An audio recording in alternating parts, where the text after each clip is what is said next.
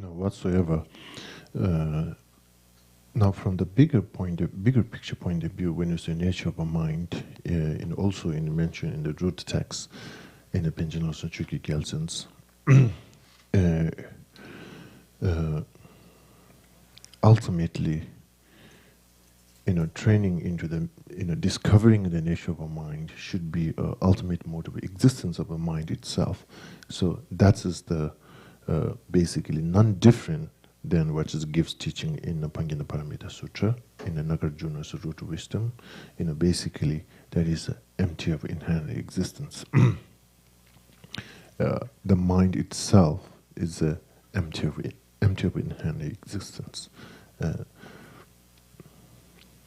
which becomes Madhyamika Prasangika's view. But it's interesting when you look into the history.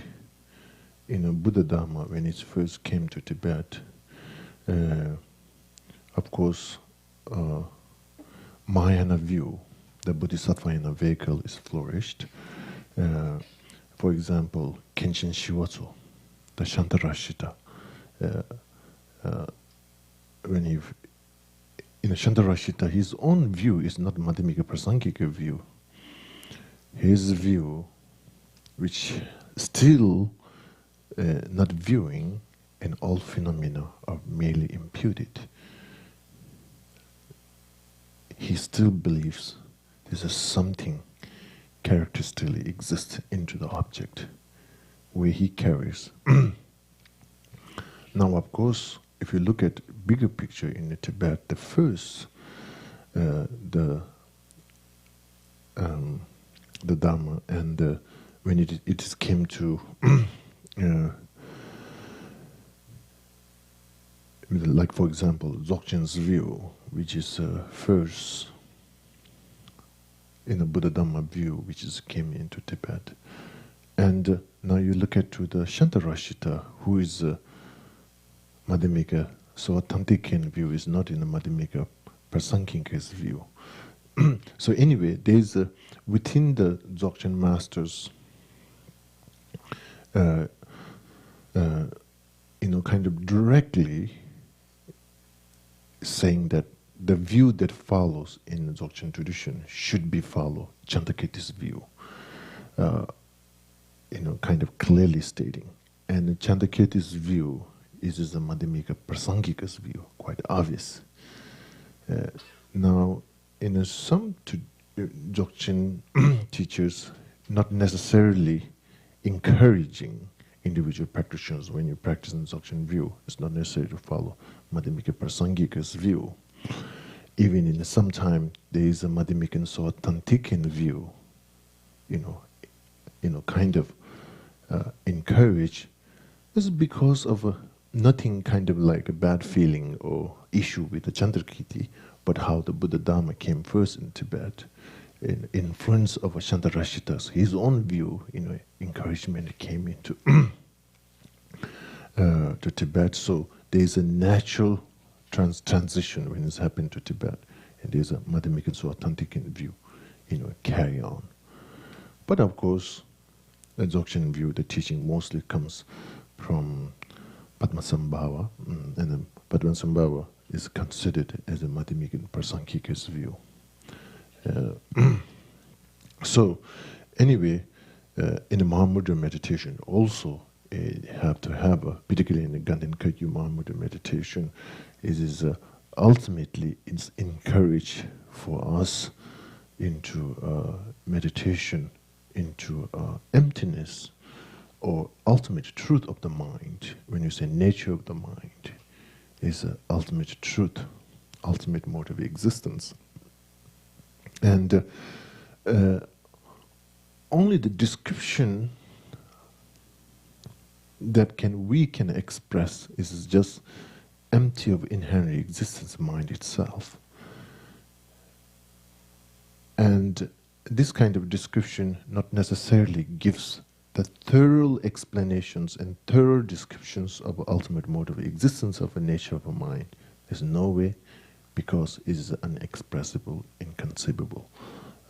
So therefore, now there's, the complicate what happens is, should we immediately go and do the meditation and applying all those logic and reasons and theory that we understand and trying to integrate it in the meditation in the ultimate nature of the mind? I think is we can imitate, but I think is it just becomes a review meditation, not more than that. And just by review meditation, not really necessary happens a transformation. Okay, so that's the reality. Now, the Mahamudra way gives you as earlier we talked, yoga of a concentration. In that states, basically, meditation in a conventional nature of a mind. Doing that and training into that, I think is a very, fundamental, like a wando for the meditation into the nature of the ultimate nature of the mind. So, conventional nature or yoga of concentration, which is basically you are training to subject mind itself is free from all the conceptual eruptions. That and without object, without logic, without reasonings. It sounds like less complicated because of that. In an individual, we have a more effective, training into that. But the question comes: it is easy? No, because due to karmic power, karmic force, we tend to fall into an extreme, engaging our thoughts and emotions. So, anyway, I think in our daily practice, in a daily meditation, the question comes now: how are we going to do this whole? Should we leave behind all our practice in spending time in the moment into just conventional meditation in a conventional nature of the mind, in a basically seizing, seizing the engagement of the thought process. You doesn't seize the thought process. Basically. So here, as we talked yesterday, you have to, any thought process, any emotion process happens, take advantage and looking into the nature of that its own self and not rushing to your own theoretical conclusion, not rushing to your own opinion. I think, even if these kind of interruption comes, you have to pay attention. So it's just observing and looking into the thought its own self, and there's some kind of process. Where is it? That kind of steps, analytical steps. That's individual. You can whatever effective for you. Basically, non-identifying with all the thoughts and emotions, that free from conventional or superficial level of identifying with the thoughts and emotion. You need to be free for that.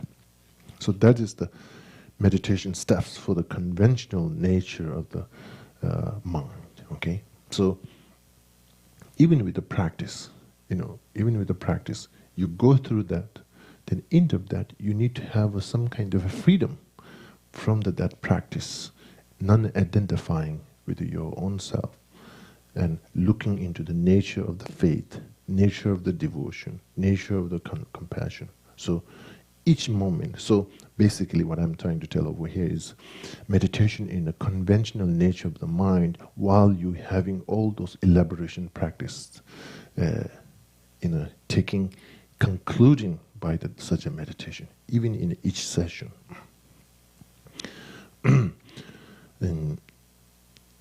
And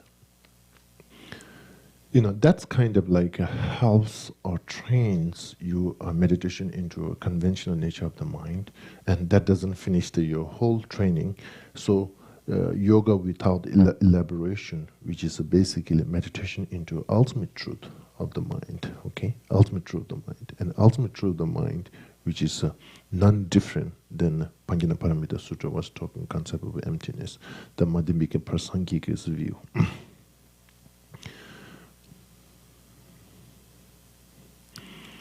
Now,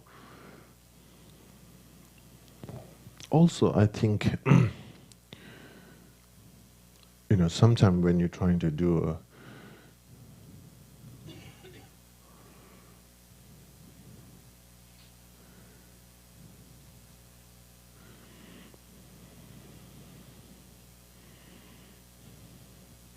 in the Yogacharan style, there's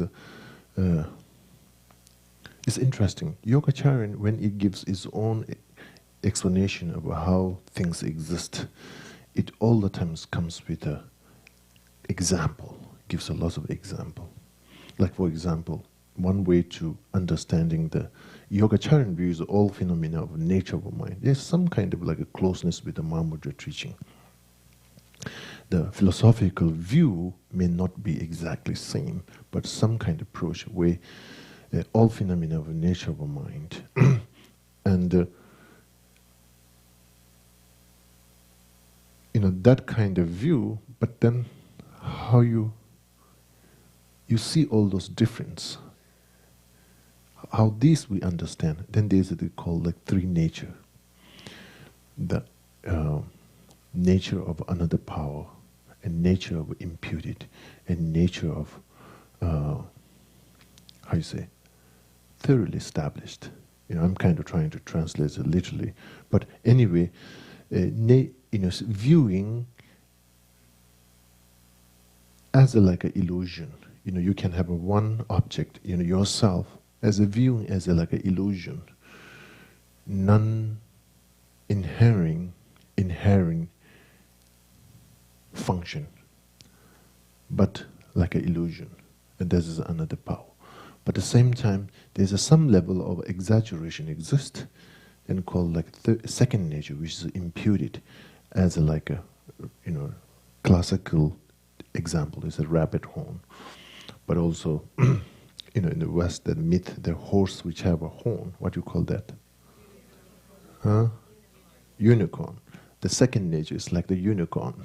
Okay, just imputed as like a unicorn. Now the third nature, which is called thoroughly established, as like a space. And a space is all the animate, for example, existence phenomena arise or shaped by the space, dissolves back into the space. As basically the third nature, thoroughly established, spacious awareness. As like a space, basically, kind of like when we talk yoga of a free fabrication and yoga of one taste. The third nature is the way you interact with the reality as a one taste, basically as like a space. There's a whole different forms and shapes and everything, but basically, in essence, are just as like a space. Absence of ultimate base. Absence of ultimate base. Rootless. So, this this kind of approach, which have some level of a similarity approach with the Mahamudra, baseless and rootless, and absence of inherent existence. So here,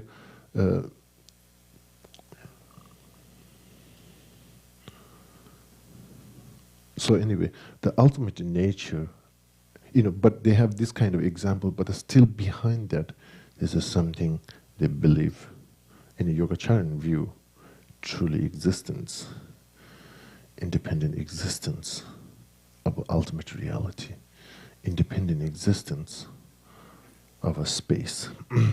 Okay, so here, basically from the Ganden Kagyu Mahamudra point of view, really the essence communication, it is still acknowledging and respecting the approach of a meditation process in the conventional nature of the mind, that meditation, then leading practitioner in a furthermore ultimate nature of the mind. Okay. So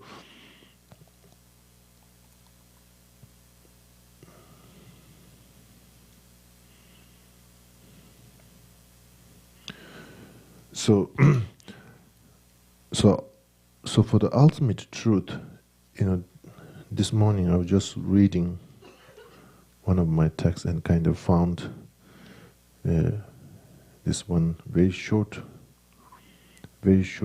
meditation, mindfulness of meditation in emptiness, which is composed by 7th Dalai Lama, and kind of really beautiful. So I won't go whole things, but I will just read from the wisdom part.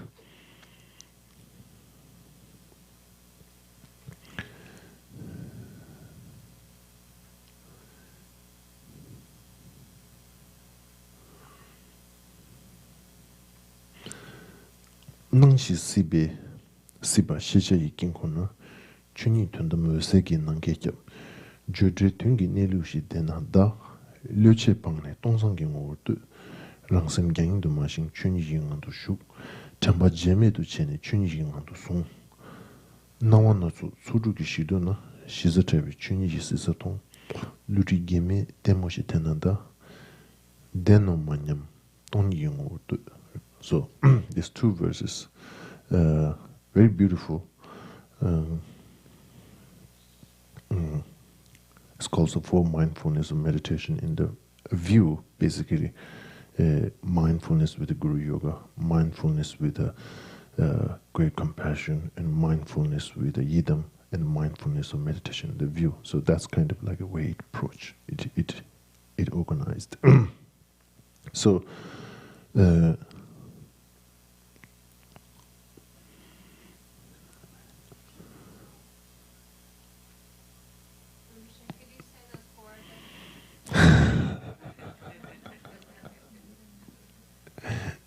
Oh, hope I will remember. Mindfulness of a Guru Yoga, mindfulness of a meditation in the compassion, and mindfulness of a idam, and mindfulness of the view. So this is like Tatik Tempa Shiden. Tatik means in the teaching in a view. Tempa means mindfulness, for Tempa Shiden. So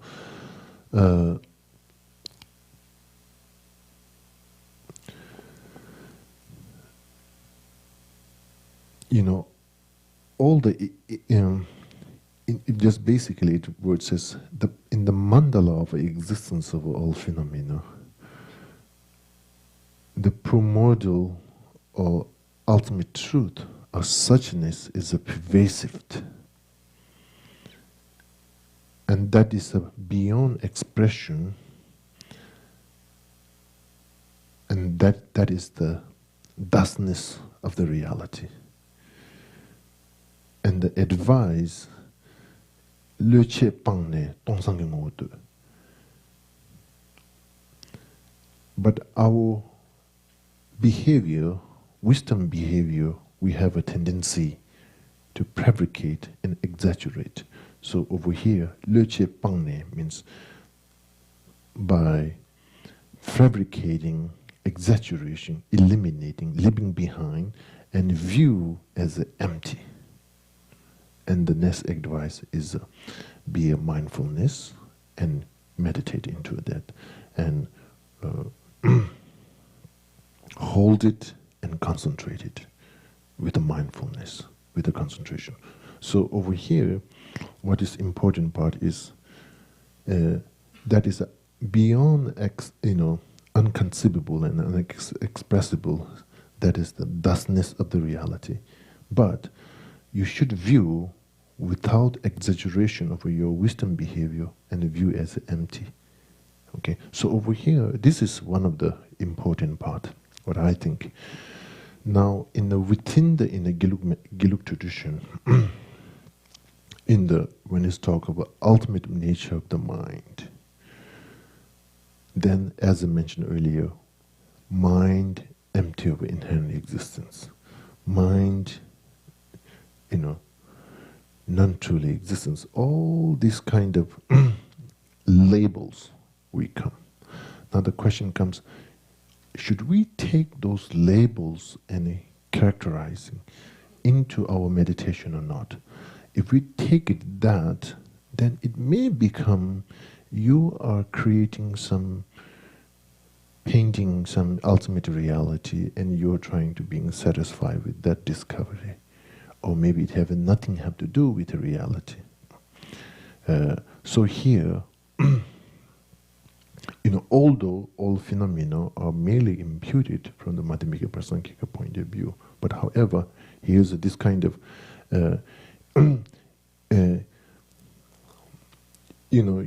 your mind create the demon, and you're trying to chasing that out. Maybe in reality, nothing have to do with the reality. So there's all the time, this kind of one extreme. Now there's another extreme, because of reaction of that. Maybe I'm just making up that story and being happy or being sad. So maybe I shouldn't do it, any kind of creating or explanations or discovering. Maybe I should eliminate entire nothingness, nothing existence.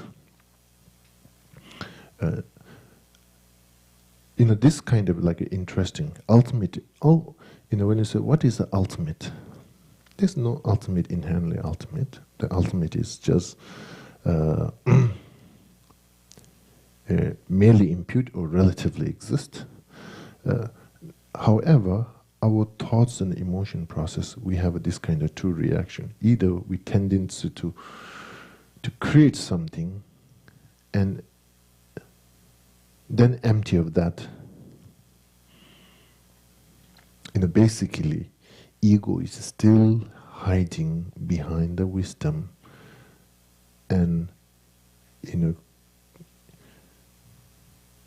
that meditation in emptiness really doesn't just harming the painted ego, but not the painter ego.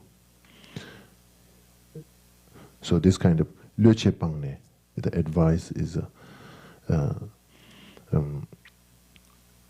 there's this kind of like a fabrication or exaggeration, eliminated. One kind of behavior, extreme behavior. Now there's another extreme type of behavior. Basically eliminating the conventional existence, the nature. Because in our level at this moment is almost non-dual of object and object inherent existence. Experience, although theoretically or intellectually we can separate, but in our experience they are non-dual. The reason why that happening, due to our own karma, due to our karmic imprint. So options are left is at this moment, kind of like eliminating entire. And that becomes also one extreme. But in the both case, it's not doing just by, without thought process, without some kind of like a foundation. In both case, in one sense, you know, eliminating the conventional mode of existence is not worthy to doing all those process. If you eliminated the conventional existence, when you're trying to protect the conventional reality, conventional mode of existence, then somehow you have to paint ultimate mode of existence and emptying. So there's some level of a foundation exists, why it have to done, why that kind of process happened. And another way, due to karma and imprint, so want you to eliminate in both. So over here, in the Lamrim and Lama Tsongkhap Lojong taxes, there's called Le Cheki Tawa, means view that just created by your own mind, Le Cheki Tawa. And that's considered as a, basically, you are not able to overcome from the innate egotistical view. Now this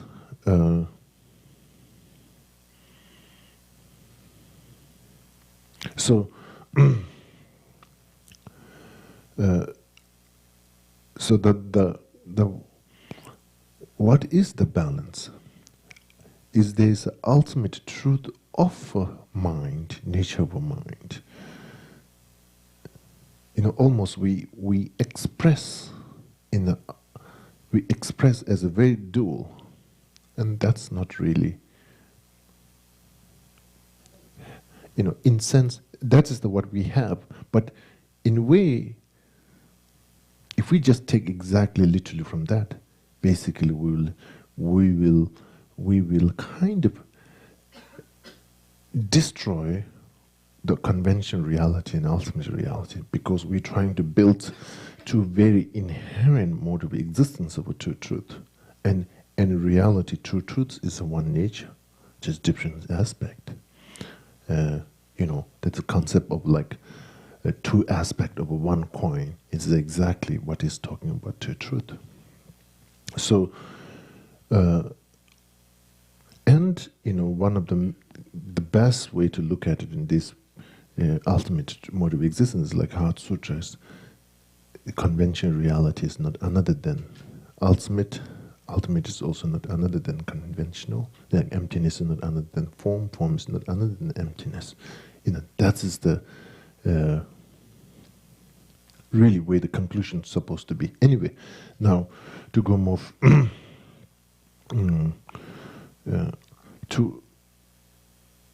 to understand this ultimate truth, ultimate mode of existence of a nature of a mind, is in the three principles of the path.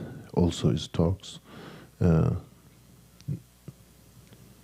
Nawatende luwa mebada, tongba kelen tabe kowanye. Chise susu nawa tese tadon tobe kumba toba me.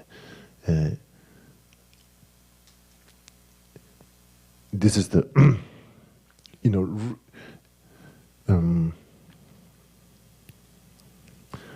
giving the description of the thoroughly understanding the ultimate truth, ultimate mode of existence. And that teaching in three principles of the path in the Mahamudra tradition, when you talk about one taste, yoga of one taste, and these two goes really exactly same. Basically, what that means is through our meditation process, what's supposed to happen is meditation in emptiness. Just by seeing the object, just by seeing this flower, it becomes the flower itself becomes the evidence of a flower non-inherent existence, not the dependent originations, not all the another logic and reasons. If between the reality and the flower, if there's still evidence or witness, the logic, if you have to comes, then it still becomes your discovery of emptiness is still becoming something that you made it, you created. So basically, conventional reality itself becomes a witness of ultimate reality. And ultimate reality should become witness for the conventional reality. Logic and reasons should be there but shouldn't interfere. It shouldn't be between the reality, between the flower and the ultimate truth of a flower. Shouldn't be the dependent originations be there. So, really, basically what really means is while you're conscious and awareness engaging into the flower, the object of flower, by seeing that becomes the witness of a non-independent inherent existence.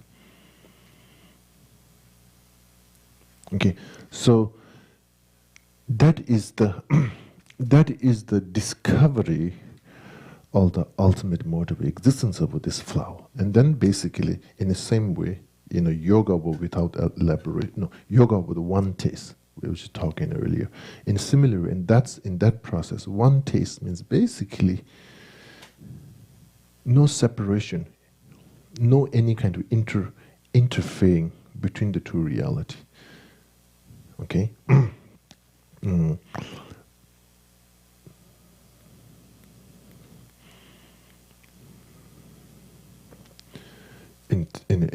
some of the Mahamudra texts, nawe tongba miko, tongbe nawa miko.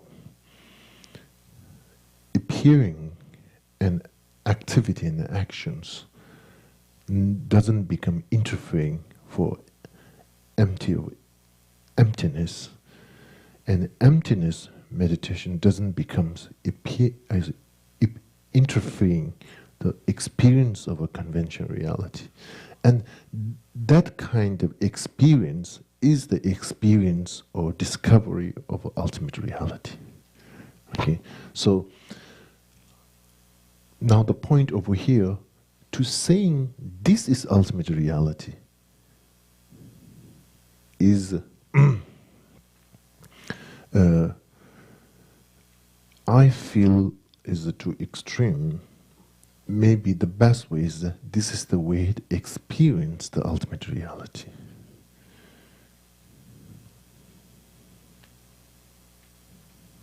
Maybe it's totally wrong. Okay. Okay, so anyway, this is the ultimate. Now, this whole comes, ultimate nature of the mind, which this discussions really comes to issue related with the nihilism and eternalism,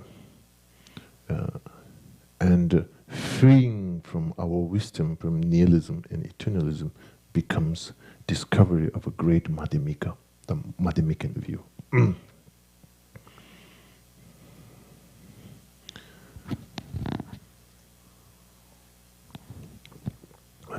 And again, we have to be careful. Sometimes, although the dependent origination, somehow this wisdom carries the full potential to freeing our wisdom from nihilism and eternalism. It's interesting. Early time, I have one student. He came from Bhutan, and he is interested in studying philosophy. So I was teaching him in a lyric, mind and mental factor. Somehow while we are debating, is somewhere we come to discussion into the emptiness. And where he respond, he will straightforward. He will say nothing exists. It becomes very strong. Say nothing exists. Things conventionally exist.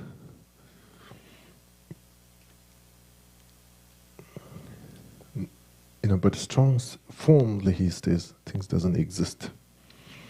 And I think, and At that time, I was kind of like surprised and, trying to trick him from another logic and trying to, that his how you say, thesis, trying to, I'm trying to destroy or trying to trick him from many different approach. But then later, one day, I was having one discussion with one geshe. That time we both are driving. I was driving and he's staying next to me. It's kind of interesting. Anyway, we're driving, but we're discussing in emptiness. Then he mentioned very clearly, but I didn't have an accident that they'll make a clash.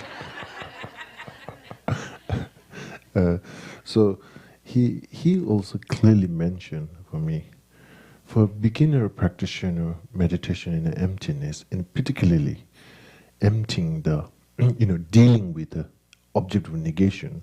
First step is the dealing with the object of negation, and related with that, if you're trying to hold something, you can't negate the, you are not able to empty the object of negation. So he mentioned, although he is not saying that you should view as a non-existence, but somehow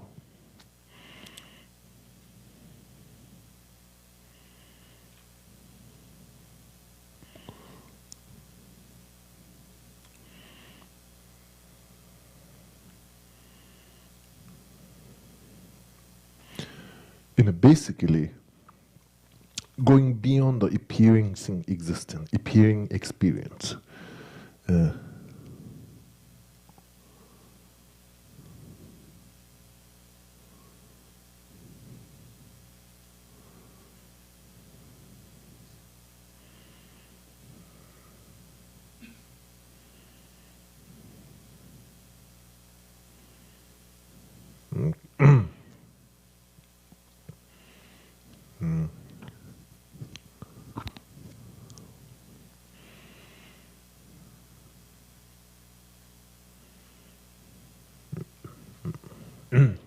Anyway, we can talk and say all those fancy words and go on, but I think the ultimate point here is basically practitioner to ultimate nature of the mind, able to experience, able to discover. I think we have to train our own self to able to awake and to able to experience the innate mind, how it responds to mind itself. Okay, the innate mind. I think that's and really for that, Mahamudra training, as we talked earlier, gives the best, I think the best approach to space, best cushion to able to giving that, to recognizing how innate mind identify the self, the awareness, the consciousness. And that becomes the first step of recognizing the object of negation. Object of negation, okay.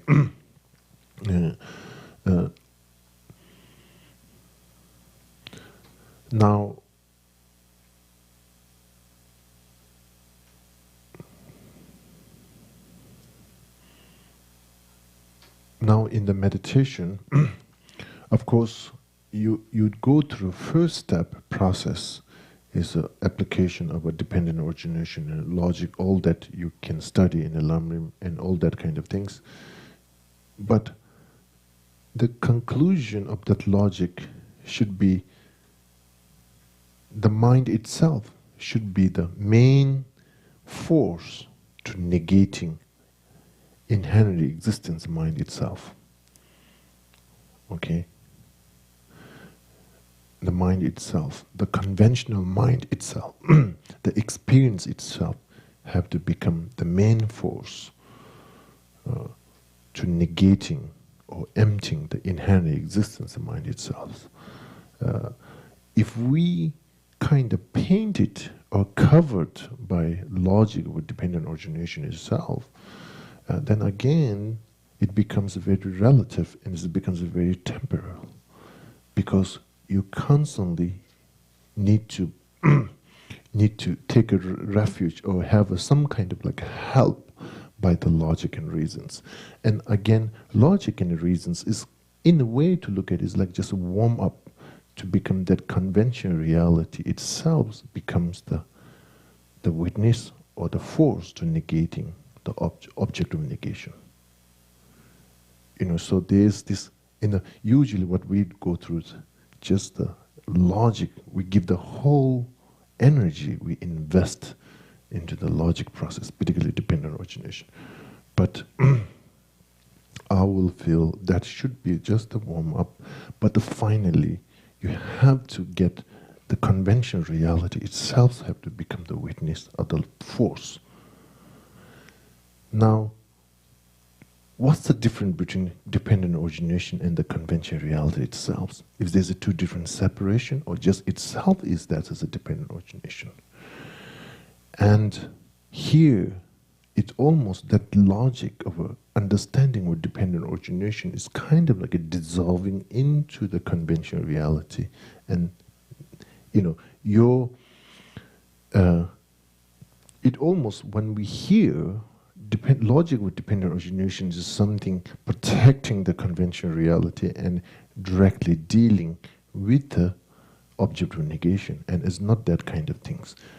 Dependent origination, you have to see through to the conventional reality and blast it and power it, and that conventional reality becomes the witness or logic to negating the empty of inherent existence. So in our meditation process, sometimes when you say logic and reasons, then we have a tend to be, kind of like three different things: the conventional reality, logic with dependent origination, and object of negation, and you're trying to work with these three things, and that's not. So, the logic itself needs to be finally dissolved.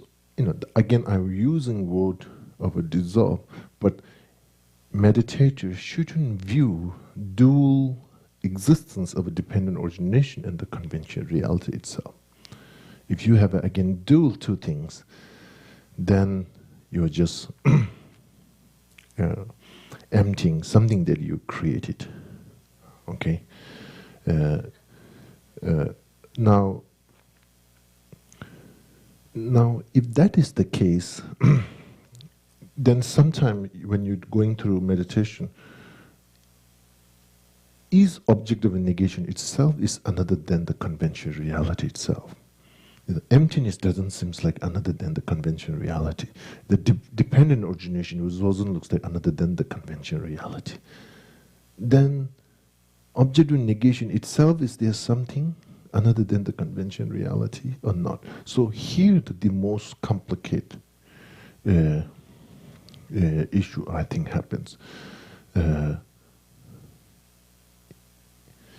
If emptiness is not another than form, then the object of negation, it should also be not another than emptiness. Maybe wrong, maybe right. So anyway,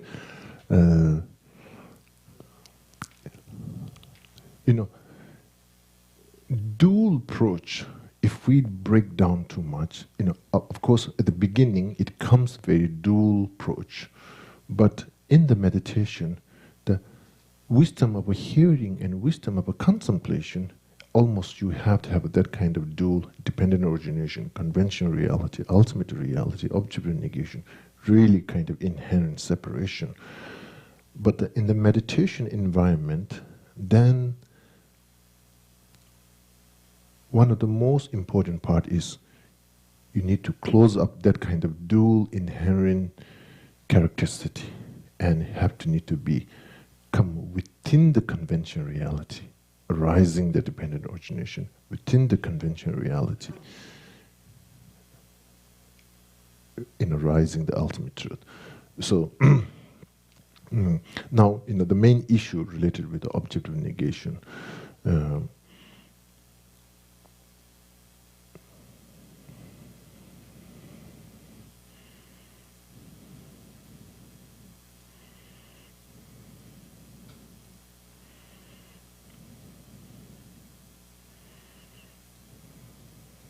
And of course, object renegation is a karmic result. How you say?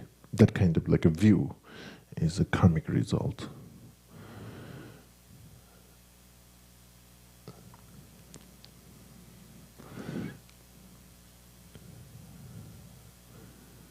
And there's some kind of example, like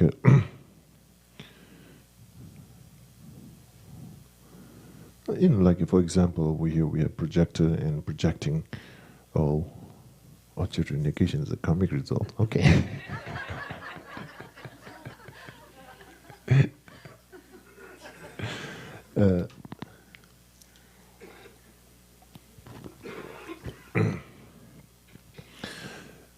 What I'm trying to discuss is,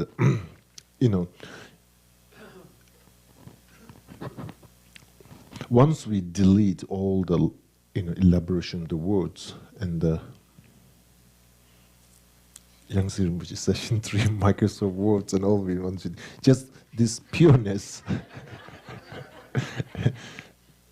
pure, blind, white, these projections naturally will be there, isn't it? For example, there's a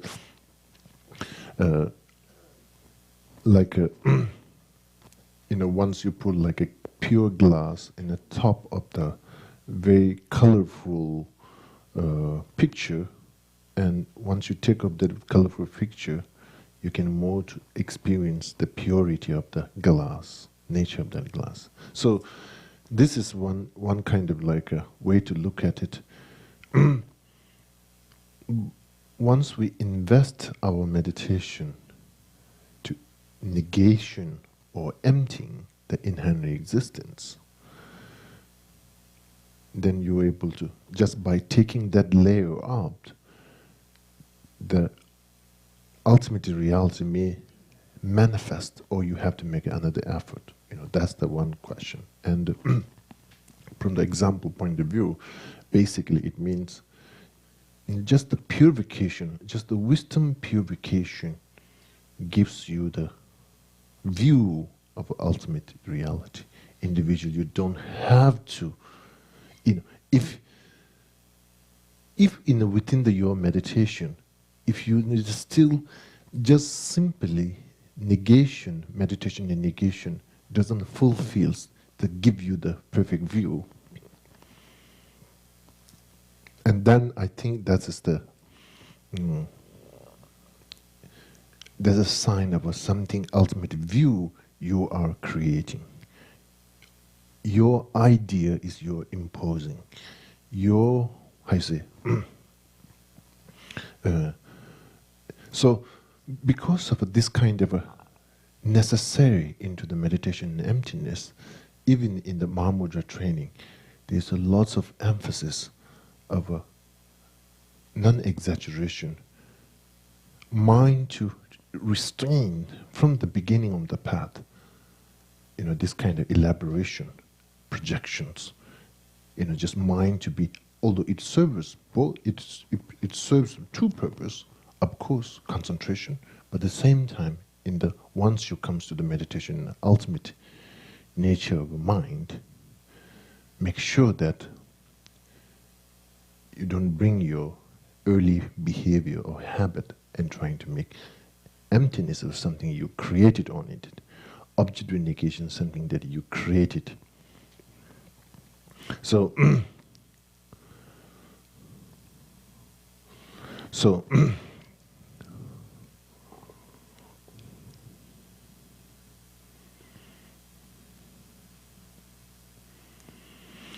basically,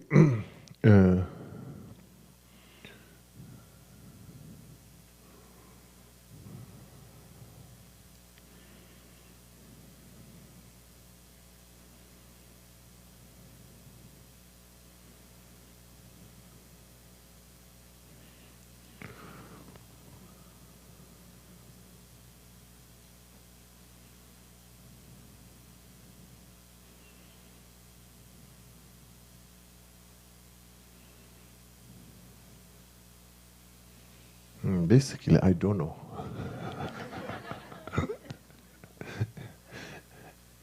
I know something, maybe it's a problem. Okay, we'll stop here. Geshe Sopala and one of His Holiness translator, Lagdor, and myself, we are kind of close there. And the scientists, when they're talking, is very strongly talking from the very, how you say, form, like brain, and you know, and the Buddhist philosophy and all these explanations comes from the mind point of view, from how the mind becomes, accepting nature of the mind, and based on that, all the explanations comes up. So his translator told me, His Holiness, we don't have a common base to discuss. He came kind of like frustrated, like, because it's like two subjects going side by side rather than two discussion in one subject. So then His Holiness mentioned we need to look for the results. So anyway, furthermore, if you have some discussion more further in the meditation into the what means really the nature of the mind. The true truth can give you some kind of tool to look at it, and it's a way to conceptualize is the nature of the mind. But really, what that means from the meditation point of view, what that really means from the experience point of view. That kind of discussion, and